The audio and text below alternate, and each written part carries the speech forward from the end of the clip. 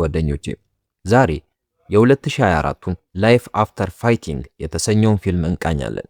ታሪኩ የሚጀምረው ውድድሮችን ትቶ በሰላማዊ መንገድ ህይወቱን የሚመራውን የቀድሞ የማርሻል አርት ሻምፒዮን በነበረው አሌክስ ነው። አሁን አሌክስ የራሱን አካዳሚ ያስተዳድራል። በስልጠናው ወቅት ስለ መከላከያ ቴክኒኮች ብቻ ሳይሆን ስለ ህይወት ጠቃሚ ትምህርቶችንም ያስተምራል። አንድ ቀን ዩሊ ወደሱ ትቀርብና 4 አዳዲስ ተማሪዎች መመዝገባቸውን ትነግረዋለች። በተጨማሪም አንድ ፕሮፌሽናል ቦክሰኛ ሳያቋርጥ እየደወለ ለውድድር እያስጨነቀ መሆኑን ትነግረዋለች። ጭራሽ አሌክስን ለማበሳጨት ኢንተርኔት ላይ ቪዲዮዎችን መልቀቅ ጀምሯል። አሌክስ ስፖርቱን ያቆመው እሱን ለመግጠም በመፍራቱ እንደሆነና ከዚህ ፍልሚያ ለማምለጥ መሆኑን ይናገራል። አልፎ ተርፎም በህዝብ ፊት ፈሪ እያለው ስሙን ለማጥፋት ይሞክራል። ዩሊ ከነዚህ ቪዲዮዎች ለአንዱ በሙያዊ መንገድ ምላሽ የሰጠች ቢሆንም አንድ ሰው ይህን ጥጋበኛ ልኩን ቢያሳየው ደስ እንደሚላት ትናገራለች። አሌክስ በበኩሉ ጎሜዝ የተለየ ተቀናቃኝ መሆኑንና አሌክስ ከትልልቅ ውድድሮች ከራቀ ዓመታት ስለተቆጠረ ማሸነፍ በጣም ከባድ እንደሚሆንበት ያስታውሳል። በዚያ ቅጽበት አንዲት ሴት ልጇን ለማስመዝገብ ወደ አካዳሚው ትመጣለች። የአሌክስን ደግነት የተረዳችው ሳማንታ የልጇን ስልጠና እየተከታተለች እሷም ለግል ስልጠና ለመመዝገብ ትወስናለች። በክፍሉ ውስጥ አሌክስ እሷ ፈጣን እንደሆነችና ለጀማሪ ከሚጠበቀው በላይ እንደምትችል ያስተውላል። በኋላ የሳማንታ የቀድሞ ባል የልጁን ክፍያ ለመክፈል ይመጣል። ሚስቱ ከስልጠና በኋላ ሲያያት በትዕቢት ይቀርባታል። የአሌክስንም መኖር ጨርሶ ይረሳል።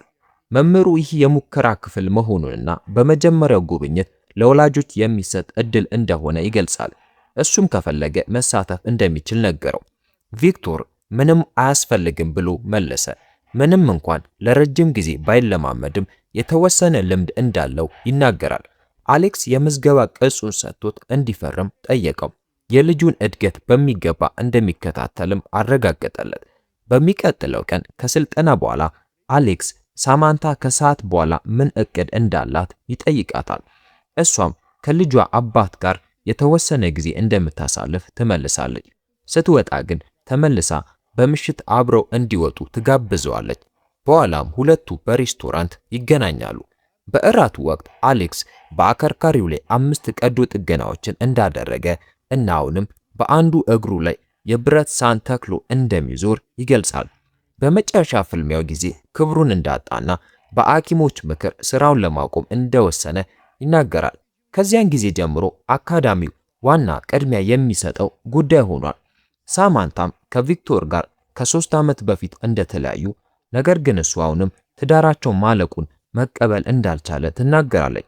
እሷ ወደፊት ለመራመድ ስትሞክር፣ እሱ ግን አሁንም ባለፈው ጊዜ ውስጥ ተጣብቋል።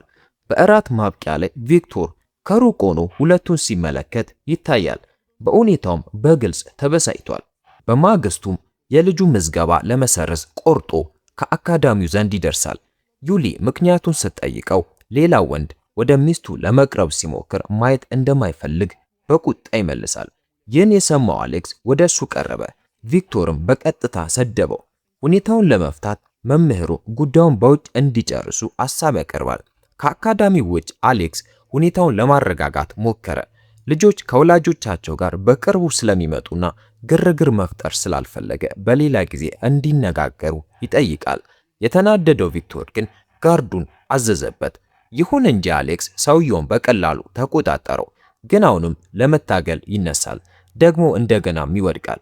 አሌክስ በመቆለፍ እንዳይንቀሳቀስ አደረገው። እንዲሁም ማናቸውንም በዚያ አካባቢ ማየት እንደማይፈልግ በግልጽ ነገራቸው።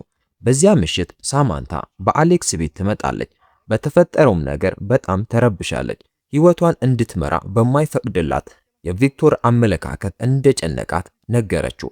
አንድ ላይ ባይሆኑም እንኳ ሊያደርግ የሚችለው ነገር በመፍራት እሱን ለፖሊስ ሪፖርት ለማድረግ እንደምትፈራ ትናገራለች። በጭንቀት መሃል አሌክስን አቀፈችው። ሁለቱም ተቀራረቡ። በሚቀጥለው ጠዋት ቡና እየጠጡ አሌክስ ለማንም ተናግሮት የማያውቀውን ነገር ለመናገር ወሰነ። ከመጨረሻው ፍልሚያው 1 ሳምንት ቀደም ብሎ በቀዶ ጥገናው ምክንያት መውለድ እንደማይችል ሐኪሞች እንደነገሩት ይገልጻል። ያም ሆኖ ለመፋለም ወስኖ ነበር። ነገር ግን አእምሮ ሰላም አልነበረው። የተሸነፈው በቀጥታ ምት ሳይሆን ተጋጣሚው እንዲያሸንፈው እድል ስለሰጠው ብቻ ነበር።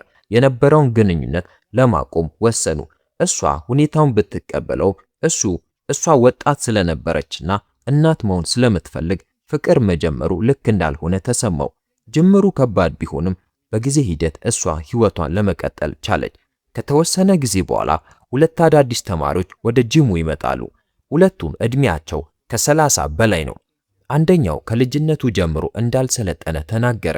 ነገር ግን የአሌክስን ትኩረት የሚስብ ነገር አለ። እንቅስቃሴያቸው የጀማሪ አይመስልም።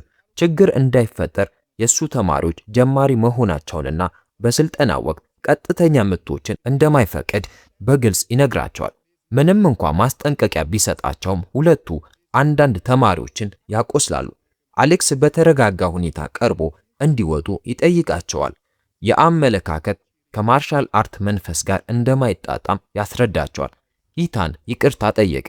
ነገር ግን እዚያ የሚሰጠው ትምህርት ከወታደራዊ ማርሻል አርት ጋር እንደሚመሳሰል ያጉረመርማል። የአጥቂነት ስሜታቸውን ሲረዳ አሌክስ መውጣት እንዳለባቸው በድጋሚ ይናገራል። ይሁን እንጂ ሊወጡ ሲሉ ሌላኛው ሰው በድንገት ያጠቃዋል።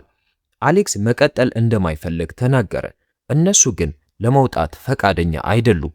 አሌክስ አንዱን በቴክኒክ ከያዘው በኋላ ሁለተኛው ጣልቃ ለመግባት ሞከረ። ነገር ግን አንዱ ተማሪ በጊዜ አስቆመው።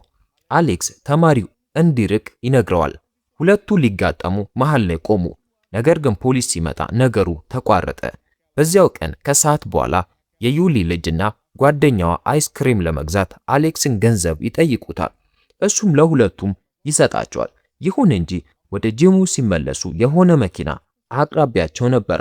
ጭንብል የለበሱ ሰዎችም ወርደው ልጆቹን አስገቧቸው። ጊዜው እያለፈ ሲሄድ ዩሊ መጨነቅ ትጀምራለች እና ልጆቹን አይቶ እንደሆነ አሌክስን ትጠይቀዋለች። እሱም ከእሷ ጋር ያሉ መስሎት እንደነበር ይመልስላታል። ከግቢው በስተጀርባ ያለው መውጫ ሲፈትሽ አይስክሬሙን መሬት ላይ ያገኘዋል። ምን እንደተፈጠረ ተረዳ። ወዲያውኑ ለፖሊስ ደወለ።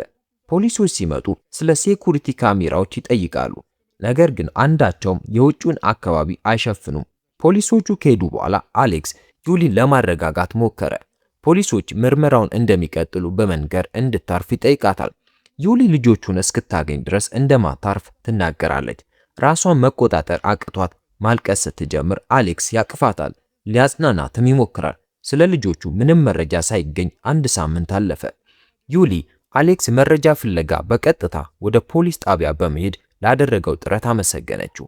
ለባሏ ስለተፈጠረው ነገር ለመንገር ብትሞክርም ግን እንዳልቻለች ነገረችው። እሱ በባህር ኃይል ስልጠና ላይ ስለሆነ ስልክ መጠቀም አይችልም። በማንኛውም ጊዜ ግን ሊመለስ ይችላል። እሷ ግን ይህንን ከባድ ዜና እንዴት እንደምትነግረው አታውቅም። ልጆቹ ከጠፉ አንድ ሳምንት ሆኗቸዋል። ዩሊ በኢንተርኔት ላይ የታፈኑ ልጆች ብዙ ጊዜ በመጀመሪያዎቹ ጥቂት ሰዓታት ወይም በጥቂት ቀናት ውስጥ ሕይወታቸው እንደሚያልፍ ማንበቧን ትናገራለች። አሌክስ እንዲህ አይነቱን ሐሳብ እንዳታስብ ያቋርጣታል። እንደሚያገኛቸውም በልበ ሙሉነት ይነግራታል። ያም ሆኖ ዩሊ አንድ ሙሉ ሳምንት ማለፉን ታስታውሰዋለች። አሌክስም ሊያጽናናት የሚችል ቃል ያጣል። ሁኔታውን መቋቋም አቅቷት ለመውጣት ትወስናለች። ከተወሰነ ጊዜ በኋላ ሳማንታ ዩሊ በመታጠቢያ ቤት ውስጥ ረጅም ጊዜ እንደቆየች አስተዋለች። በሩን አንኳኩታ ሁሉም ነገር ደህና እንደሆነ ትጠይቃለች። ነገር ግን ከውስጥ ምላሽ የለም። ውጥረቱ ጨመረ። አሌክስም ቁልፉን ተጠቅሞ በሩን ለመክፈት ወሰነ። ሲገባ ዩሊ መሬት ላይ ወድቃ ራሷን ስታ በርካታ የጭንቀት ማስታገሻ ኪኒኖች በጎኗ ተበታትነው ያገኛል። የበንዲ እንዳለ ልጆቹ አሁንም በህይወት እንዳሉ ይታያል። ዝም እንዲሉ በሚያስገድዳቸው እና በየቀኑ በሚመግባቸው የታጠቀ ሰው ጥበቃ ስር ሆኖ በአንድ ዝግ ቦታ ታስረዋል። በፍርሃት የተዋጠችው ቫዮሌታ ድንገት ድፍረት ታሰባስብና ወላጆቻቸውን ዳግመኛ ማየት እንደሚችሉ ትጠይቃለች። ሰውየው በጠመንጃው በመምታት በኃይል ይመልስላታል። እንዳይናገሩ ማስጠነቀቃቸው። ደግሞ ከጠየቁ በሌሎች ፊት እንደሚተኩስባት በግልጽ ይነግራታል። በሌላ ጊዜ ሳማንታ ልጇን ወደ ቪክቶር ትወስደዋለች። እሱም አሁንም ከአሰልጣኙ ጋር እየተገናኘች እንደሆነ ይጠይቃታል። እሷ ግን ይህ የእሱ ጉዳይ እንዳልሆነ መለሰችለት። ቪክቶር ስለ ልጆቹ መጥፋት እንደሰማ ተናገረ። ይህ ለወላጆች በጣም አስከፊ ነገር እንደሆነና ማንኛውም ሰው ሊጋፈጠው የሚችል የከፋ ሁኔታ መሆኑን ይገልጻል። ያኔ ከአሌክስ ጋር ላሳየው ባህሪ ይቅርታ ጠየቀ። በተጨማሪ በፍለጋው ረገድ ሊረዳ የሚችል ከሆነ አስፈላጊውን ሁሉ በማድረግ ዝግጁ መሆኑን ይናገራል። እንዲሁም ፖሊስ እስካሁን ያገኘው ፍንጭ እንዳለ ጠየቃት። ሳማንታ ታመሰግነዋለች፣ ነገር ግን እስካሁን ምንም የተረጋገጠ መረጃ እንደሌለ ትገልጽለታለች። ቪክቶር የራሱ ልጅ ቀጣዩ ሰለባ እንዲሆን እንደማይፈልግና እንዲህ አይነቱን ነገር እንዴት መቋቋም እንደሚችል እንደማያውቅ በመግለጽ ጥንቃቄ እንድታደርግ ይነግራታል። ከ2 ሳምንት በኋላ አሌክስ በትጥቅ ለታገዘ ጥቃት እንዴት ምላሽ መስጠት እንደሚቻል የሚያስተምርበት ክፍለ ጊዜ ካበቃ በኋላ አንድ የሥራ ባልደረባው አዲስ መረጃ ይዞለት ይመጣል። ቪክቶርን መርምሮ በአውስትራሊያ ወታደራዊ ስልጠና እንደሰለጠነ ደርሶበታል። ከሰራዊቱ ከወጣ በኋላ የእግድ ትዕዛዝ ቢኖርበትም ወደ ሮማንያ ተዛውሮ ነበር። አሁንም ቢሆን በይፋዊ ታሪኩ ላይ ምንም የሚያጠራጥር ነገር አልተገኘም። ይህ ቢሆንም ስለ ጠፉት ልጆች እስካሁን ምንም ተጨባጭ ፍንጭ አልተገኘም። ይህ በእንዲህ እንዳለ ዩሊ አሁንም ሆስፒታል ውስጥ ትገኛለች። ሐኪሞች የተፈጠረውን ነገር ራሷን ለማጥፋት እንደተደረገ ሙከራ ቆጥረውባታል። በዚያው ቀን ከሰዓት በኋላ አሌክስ ያልተጠበቀ እንግዳ ነገር ይቀበላል። የአሁኑ ሻምፒዮን ጎሜዝ የጠፉት ልጆች ፖስተር ላይ ከታዩ በኋላ ብቅ ይላል። በዚህ ጊዜ አቀራረቡ የተለየና የተከበረ ነበር። በጅሙ ውስጥ የመለማመድ ፍላጎት እንዳለውም ያሳያል። ለሁሉም ሰው አስገራሚ በሆነ ሁኔታ ሁሉንም ሕጎች ይከተላል። እንዲሁም እያንዳንዱን እንቅስቃሴ ያለምንም ጥያቄ በተባለው መሰረት ያከናውናል። በልምምዱ ማብቂያ ላይ አሌክስን ለብቻው ለማነጋገር ጠራው። እውነተኛ ሻምፒዮን ለመሆን አሌክስን መጋፈጥና ማሸነፍ እንዳለበት ያምናል። አሌክስ ግን የዓለምን ዋንጫ ቀድሞውኑ ስላሸነፈ አሁን መጋጠሙ ትርጉም እንደሌለው ይመልስለታል። አሌክስ ማሸነፍ ብዙም ለውጥ እንደማያመጣ እያወቀ ፈተናውን ተቀበለው። ሁለቱም የእጅ ጓንታቸውን አጥልቀው መሃል ላይ ይቆማሉ።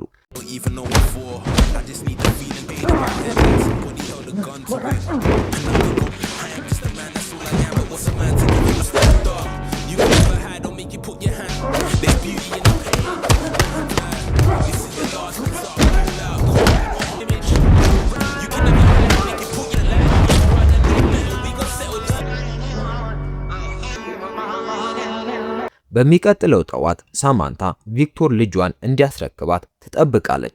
ሳማንታ ደጋግማ ልታገኘው ብትሞክርም መልስ የለም። ከአሌክስ ጋር ቀጠሮ ስለነበራት በዚህ ምክንያት ልትዘገይ እንደምትችል የሚገልጽ መልእክት ትልካለች። ከ1 ሰዓት በላይ ቢቆይም መልስ ግን የለም። የስልኳ ባትሪ ሊያልቅ ሲል ወደ ቤቱ እንደምትሄድ የሚገልጽ ሌላ መልእክት ለመላክ ትወስናለች። ስትደርስ በሩን ታንኳኳለች፣ ግን ማንም አልመለሰም።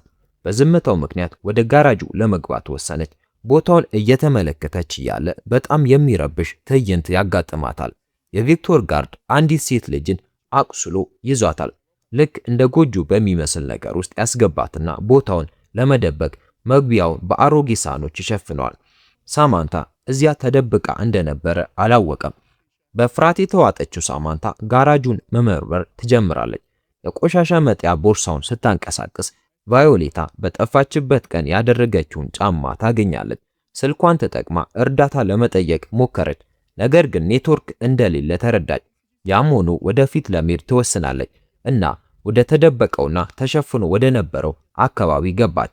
ልጆቹ ኬጅ ውስጥ ታስረው ስታገኛቸው ያለችበትን ቦታ ለአሌክስ ለመላክ ትሞክራለች፣ ነገር ግን በኔትወርክ እጦት መልእክቱ አይላክም። በዚያ ቅጽበት ሰውየው በድንገት ደርሶ ጭንቅላቷን ይመታታል። እሷም ራሷን ትስታለች። ስትነቃ ሳማንታ እሷም አንደኛው ኬጅ ውስጥ መግባቷን ትረዳለች። ስልኩ ሙሉ በሙሉ ከመጥፋቱ ጥቂት ሰከንዶች ቀደም ብሎ ኔትወርክ ለጥቂት ጊዜ ይመጣል። ይህም መልእክቱ በመጨረሻ እንዲላክ አደረገው። አሌክስ ያለችበት ቦታ እንደደረሰው ጊዜ አላባከነም። ከፍተኛ ፍጥነት ወደ ቦታው ይሄዳል። ሳማንታ በድጋሚ ስትነቃ ከቪክቶር ጋር ፊት ለፊት ትገናኛለች። እሷ ልጇን ቴሪን ለመፈለግ እንደመጣች ትገልጻለች። እሱ ግን ሸቀጦቹን ለመሸጥ ከሮማንያ ከመጣ ሰው ጋር በንግድ ላይ እንደነበረ ይነግራታል። በዚህ ምክንያት ለቀናት እንዳልተኛ አምኖ ሳማንታ በስራው ውስጥ ጣልቃ በመግባቷም መገረሙን ይገልጻል። በተስፋ መቁረጥ ውስጥ ሆና ልጇን ትጠይቃለች። ቪክቶር ከእንግዲህ መጨነቅ እንደሌለባት ምክንያቱም ዳግመኛ እንደማታየው ይነግራታል። በመቀጠልም ይበልጥ የሚረብሽ ነገር ይገለጣል። እሱ ሁል ጊዜ የሚፈልገው እሷን እንጂ ልጁን እንዳልነበረ ይናገራል። ልጁን መንከባከብ ከሳማንታ ጋር ግንኙነት ለመቀጠል የተጠቀመበት መንገድ ብቻ ነበረ። በሆነው ነገር ማመን ሲያቅታት መቼ እንዲህ ያለ ጨካኝ ሰው እንደሆነ ትጠይቀዋለች። ቪክቶር ሁልጊዜም እንዲህ እንደነበረ ይመልስላታል። ከዚያ በኋላ ቪክቶር ይከተላትና ጭንቅላቷን በኃይል ይመታታል። ይህም ሳማንታ በድጋሚ ራሷን እንድትስት አደረጋት። በመቀጠልም ወደ ልጆቹ ቀርቦ ከማንም የራቀና የተገለለ ቦታ ላይ ስለሆኑ የፈለጉትን ያህል ቢጮ ማንም እንደማይሰማቸው ይነግራቸዋል። ሲመለስም ቴሪን እንዲጠራው ጥበቃውን ያዛል። ከልጁ ጋር ሲነጋገር ቪክቶር እናቱ ልትወስደው መታ እንደነበረ ነገር ግን መኪናዋን ጋራጅ ውስጥ ትታ እንደሄደች ይነግረዋል። ከዚያም ረጅም ጉዞ ስለሚሄዱ መዘጋጀት እንዳለበት አስጠነቀቀው። አሌክስ አድራሻው ላይ በደረሰበት ቅጽበት ቪክቶር በሳማንታ መኪና ከቴሪ ጋር ሲወጣ ያየዋል። በጥንቃቄ ከመንቀሳቀስ ይልቅ ወደ በሩ ሄዶ ስሟን ጮክ ብሎ መጥራት ይጀምራል። እንደ አጋጣሚ ሆኖ ቦታውን የመጠበቅ ኃላፊነት ያለበት ሰው ሙዚቃ እየሰማ ነበረ። የአሌክስን ድምጽ ሲሰሙ ልጆቹ በሩን መምታት ይጀምራሉ። አሌክስ ድምጾችን ይሰማል፣ ነገር ግን ከየት እንደሚመጡ ገና መለየት አልቻለም። ቦታውን ሲፈልግ ሌሎች ባዶ ክፍሎችና በውስጣቸው የውስጥ ሱሪዎች ያሉበትን ሌላ ቦታ ያገኛል። ይህም እዚያ የሚረብሽ ነገር እየተከናወነ መሆኑን ግልጽ ያደርግለታል። ሳማንታ ራሷን እስክታውቅ ድረስ ስሟን መጥራቱን ይቀጥላል። በዚህ ጊዜ ሳማንታና ቫዮሌታ ያላቸውን ድምጽ አውጥተው መጮህ ይጀምራሉ። በዚህ ጊዜ አሌክስ በመጨረሻ መደበቂያውን አገኘ። የብረት ቧንቧ በመጠቀም ሰንሰለቱን ሰብሮ በሩን በኃይል ይከፍታል። ልክ እንደገባ ሳማንታ መጀመሪያ ልጆቹን እንዲፈታ ትማጸነዋለች። አሌክስ ቧንቧውን በመጠቀም ቁልፎቹን ይሰብራል እና እያንዳንዱን በፍጥነት ይለቃል። በመጨረሻም ሳማንታን ይፈታታል። ብዙም ሳይቆይ አንደኛዋ ልጅ አሁንም ታስራ እንደነበረችና ብቻዋን ለመነሳት በጣም ደክማ እንደነበር አስተውሎ አቅፎ ያነሳታል። ለመውጣት ሲዘጋጁ ሳማንታ ቪክቶር እጅግ በጣም አደገኛ መሆኑን ትነግረዋለች። ወደ ሮማንያ ሊወስዳቸውም እንዳሰበ ነገረችው። ቫዮሌታ ጨምራ ልጆቹን የመመገብ ኃላፊነት ያለበት ሰው የታጠቀና በጣም ጨካኝ መሆኑን ትገልጻለች። ጄኒን ገፍቶ ጭንቅላቷን በኃይል እንዲመታ እንዳደረጋትም ትናገራለች። ወዲያውኑ ወደ ሆስፒታል ሊወስዷት እንደሚገባ ተረዱ። ቦታውን ሲለቁ ሳማንታ ስትመጣ ቁልፉ የተሰካበት መኪና ማየቷን አስታወሰች። ልጆቹ ወደ መኪናው ሲገቡ ሰውየው ራሱን አውቆ ከእንቅልፉ ይነቃል። ማምለጣቸውን ሲረዳ ሽጉጡን ይዞ ተከተላቸው። ነገር ግን ሊደርስባቸውም አልቻለም። ቪክቶር ዜናው ደረሰው እና በቁጣ ለሳማንታ የዛቻ ስልክ ይደውላል። አሌክስ ስልኩን እንዳታነሳ ነገራት። ፖሊስ ጣቢያ ሲደርሱ ጥሪውን መከታተል እንደሚችሉ ይገልጻል። ነገር ግን ስለ ልጇ የተጨነቀችው ሳማንታ ስልኩ ዳግመኛ ሲደወል ለማንሳት ትወስናለች። ቪክቶር ከጂም የመጡትን 2 ልጆች መያዝ እንደምትችል ነገር ግን ሌሎቹ 4ቱ እንዲመለሱ ይጠይቃል። እንዲሁም ፖሊስ ጣልቃ መግባት እንደሌለበት ቴሪ የሚመለስላት ያኔ ብቻ እንደሆነ በግልጽ ይናገራል። ሳማንታ ከእንግዲህ ምንም ሊያደርግ እንደማይችልና ፖሊስ ጣቢያ ለመድረስ ጥቂት ደቂቃዎች ብቻ እንደቀራቸው መለሰችለት። በቁጣ የተሞላው ቪክቶር ቢላዋ አንስቶ የልጁን አንዱን ጣት ይቆርጣል። ልጆቹ ወደ ፖሊስ ከተወሰዱ ምንም እስከማይቀር ድረስ በየቀኑ የቴሪን የሰውነት ክፍል እየቆረጠ እንደሚልክ ያስጠነቅቃል። አሌክስ ወዲያውኑ ጣልቃ በመግባት እሱ የሚፈልገውን ሁሉ እንደሚያደርግ ይነግረዋል። ነገር ግን ልጁን እንዳይጎዳው ይማጸነዋል። በጂም ለመገናኘት ተስማሙ። ቪክቶርም ምንም አይነት የፖሊስ መኖር ወይም ያልተለመደ ነገር ካስተዋለ ቴሪን እስከ መጨረሻው እንደሚያሰቃየው በግልጽ ይነግረዋል። ብዙም ሳይቆይ ቪክቶር ከሰዎቹ ጋር ደረሰ። የህንጻው መብራት አቋርጦ የአደጋ ጊዜ መብራቶች ብቻ እንዲበሩ አደረገ። ከዚያም ለሳማንታ ይደውልና ሰዎቹ ጂሙን እንደሚወሩ ያሳውቃታል።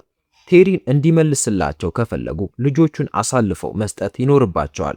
አሌክስ መጀመሪያ ልጁ ማየት እንደሚፈልጉ ካልሆነ ግን ምንም አይነት ስምምነት እንደማይኖር ይመልሳል። የተናደደው ቪክቶር አሌክስን ከሰደበው በኋላ ስልኩን ይዘጋዋል። ወረራው ከመጀመሩ በፊት ቪክቶር ግልጽ ትዕዛዝ ሰጠ።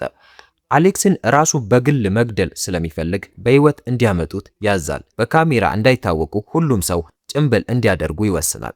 ቪክቶር ልጆቹ ላይ ጉዳት እንዲደርስ ስለማይፈልግ ሚላን ብቻ ታጥቆ እንዲገባ አደረገ። በእሱ እይታ አሌክስ ተራ የካራቴ መምህር ብቻ ስለሆነ ይህን ማድረግ ከባድ አይሆንም። ሰዎቹ ተከፋፍለው በተለያዩ በሮች ገቡ። አሌክስ ልጆቹን በአንድ ክፍል ውስጥ ይደብቃል። ወራሪዎቹን ለመጋፈጥ ተዘጋጀ። የመጀመሪያዎቹን በድንገት ያጠቃቸዋል።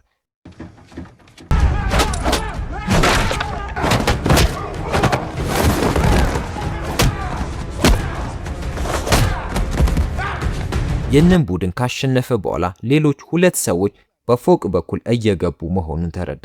ደረጃውን ሲወጣ አንደኛው በቢላዋ ሊያጠቃው ሞከረ። ነገር ግን አሌክስ አምልጦ ትክክለኛ የመልሶ ማጥቃት እርምጃ ይወስዳል። በዝምታ በመከተል ሚላንን በድንገት አገኘው። በመታገል ላይ እያሉ ጥይት ተተኩሶ ሌላውን ሰው ያነቃቃል። አሌክስ አጋጣሚውን በመጠቀም መሳሪያ ያስፈተዋል።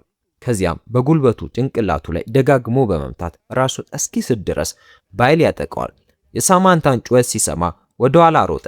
ከሰዎቹ አንዱ እንዳይገባ በሩን ይዞ ሲከላከል ከጀርባው ጥቃት ይሰነዝርበታል። ሊታነቅም ይደርሳል። አሌክስ በፍጥነት ምላሽ በመስጠት የጥቃቱን እግር በበሩ እጀታ ይመታዋል። ከእጁም ያመልጣል። ከዚያ በኋላ ሽጉጡን አንስቶ ሳማንታ በሩን እንድትከፍት ይጠይቃታል። ሽጉጡን ይሰጣትና ማንም ሊገባ ቢሞክር ያለምንም ማመንታት እንድትተኩስ ይነግራታል። እንዲሁም በማንኛውም ሁኔታ ከዚያ መውጣት እንደሌለባትና ለሁሉም ነገር ዝግጁ መሆን እንዳለባት ያስጠነቅቃል። አሌክስ አሁንም በመረበሽ እጆቹን ያሻሻል። በዚህ ጊዜ አንድ ሰው ከበሮቹ በአንዱ በኩል በኃይል ለመግባት ሲሞክር ይሰማል። ባልተጠበቀ ሁኔታ ሚላን ተመልሶ መጣ። በአካላዊ ብልጫው በመተማመን አሌክስን ለፍልሚያ ይጋብዘዋል። ሌሎች ሰዎችም ቦታውን ይወሩታል። ያለምንም ማመንታት ይገጥማቸዋል። ደጋግመው ቢወድቁም አንዳንዶቹ አሁንም ተነስተው ለመፋለም ይሞክራሉ። ይሁን እንጂ አሁን አሌክስ ሁኔታውን ለመቆጣጠር እየሞከረ ነው። ምቶቹም ከጊዜ ወደ ጊዜ ጨካኝ እየሆኑ ይመጣሉ። ቴክኒኮቹ ጠላትን ማስቆም ብቻ ሳይሆን በጭካኔ ማጥፋት ሆነዋል። ከአንደኛው ጋር ሲጋፈጥ ሚላን በድጋሚ በቅ ብሎ በከባድ ምቶች ያጠቃዋል።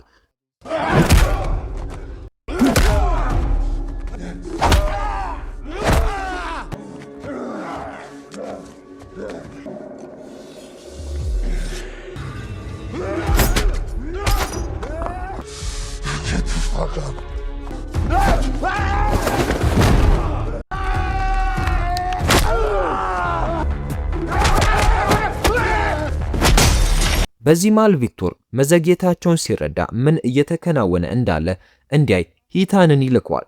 ሂታን አሌክስን ሲያገኘው ይገዳደራል። ሁለቱም ለመፋለም መሃል ላይ ቆሙ።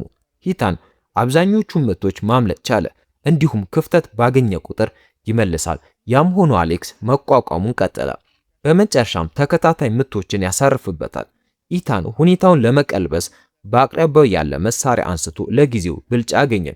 አሌክስ የቀርካ ዘንግ በመጠቀም ጥቃቱን ተከላከለ። ባልተጠበቀ እንቅስቃሴ ሁለቱም መሳሪያዎቻቸውን ያጣሉ። አሌክስ ግን ፍልሚያውን እንደገና ተቆጣጠረው። ከዚያም አንቆ በመያዝ ፍልሚያውን ጨረሰው። በድንገት ቪክቶር ቴሪን ይዞ ብቅ ይላል። መሳሪያውን አሌክስ ላይ በመደቀን መሬት ላይ እንዲተኛ አዘዘው። ራሱን ተራ የካራቴ መምህር አድርጎ ከሚቆጠር ሰው እንዲህ አይነት ነገር አልጠበቀም። ከዚያም ልጆቹ የት እንዳሉ ጠየቀው። አሌክስ እዚህ የሉም፣ ወደ ፖሊስ ጣቢያ ተወስዷል ብሎ ይዋሸዋል። ከዚያም ቪክቶር መሳሪያውን ወደ ገዛ ልጁ ይደቅናል። በዚያ ቅጽበት ሳማንታ ሽጉጥ ይዛ ብቅ ትልና እንዲያቆም ታዘዋለች። ልጇን ልትመታ እንደምትችልም በመናገር ያበሳጫታል። ሳማንታ ምንም ማድረግ አቅቷት ሽጉጡን ታወርዳለች። ምንም ነገር እንዳያደርግ ልታሳምነው ብትሞክርም ቪክቶር ቴሪን እንደሚተኩስበት ያስጠነቅቃል። መቁጠርም ጀመረ። በተስፋ መቁረጥ ስሜት አሌክስ እና ሳማንታ በአንድ ጊዜ ወደፊት ሮጡ። ቪክቶር ይተኩሳል። አሌክስን 3 ጊዜ ይመታል። ቪክቶር ከመሞቱ በፊት አይኑን እንዲያየው ነገረው። እንዲሁም ይህ ሁሉ የሆነው በእሱ ምክንያት እንደሆነ እሱ ባይገባበት ኖሮ ምንም እንደማይፈጠር ተናገረ። ያም ሆኖ አሌክስ የመጨረሻ ጥንካሬውን አሰባስቦ መሳሪያውን ያስጥለዋል። ሁለቱ መሳሪያውን ለመቆጣጠር ይታገላሉ። አሌክስ የቪክቶርን ጭንብል ያወልቃል። መሳሪያውንም ወደ ራሱ ወደ ቪክቶር ያዞረዋል። በዚህም ቪክቶር በገዛ እጁ ይተኩሳል። በከባድ ቁስልና በደም መፍሰስ ምክንያት አሌክስ መሬት ላይ ይወድቃል። ሁሉም ነገር ያለቀ ሲመስል ሳሙኤል ብቅ አለ። ልጆቹን ወደ ፖሊስ ጣቢያ ሲወስድ መኪናውን አይቶ እንደተከተላቸው ተናገረ። ከ3 ሳምንት በኋላ ሳማንታ የአሌክስን ተሽከርካሪ ወንበር እየገፋች ቴሪ ከጎኗ ሆኖ ይታያሉ። እሱን ለመቀበል የተማሪዎች ወላጆች የደስታ ፕሮግራም አዘጋጅተዋል። ቫዮሌታ ስታየው ወደ እሱ እየሮጠች ትሄድና ታቅፈዋለች። ከዚያም ዩሊ አዲስ ከተመለሰው ባሏ ጋር ትቀርባለች። ላደረገው ነገር ሁሉ በድጋሚ አመሰገነችው። አሌክስ ግን እዚያ ያሉትን ሁሉ እንደ ቤተሰቡ እንደሚያያቸው በመግለጽ ምስጋና እንደማይፈልግ ይመልሳል። የታሪኩ ትምህርት እንደሚያሳየን እውነተኛ ጥንካሬ መፋለም መቻል ብቻ ሳይሆን በፍርሃትና በመስዋዕትነት ውስጥ ቢሆን የምንወዳቸውን ሰዎች ለመጠበቅ ያለን ድፍረት ነው። ታሪኩን ከወደዳችሁት ላይክ አድርጉ፣ ሰብስክራይብ በማድረግ በአዲስ ታሪክ እንገናኝ።